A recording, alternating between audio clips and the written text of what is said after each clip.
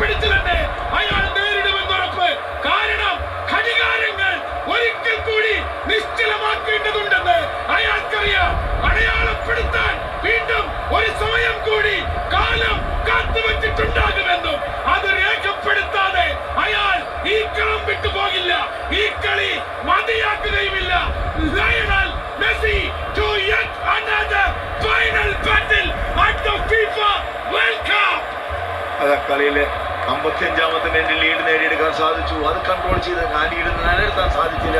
അവസാന 86-ാമത്തെ മിനിറ്റിൽ equalising goal മേടിക്കുന്നതിന് ശേഷം ടോട്ടലി ഡിഫൻഡിംഗ് ഫുട്ബോളിലേക്ക് പോയത് തന്നെയാണ് ഒരു കാരണമെന്ന് എടുത്തു പറയേണ്ടതുണ്ട്.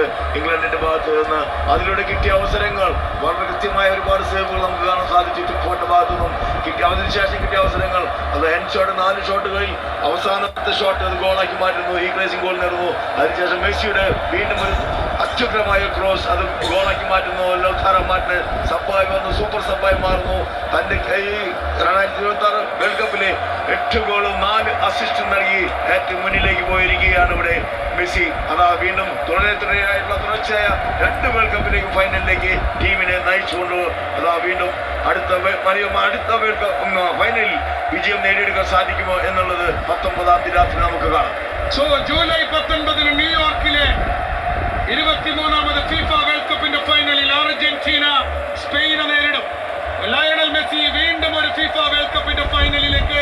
അർജന്റീനയുടെ 2 ഗോളുകളും അദ്ദേഹത്തിന്റെ അസിസ്റ്റ്.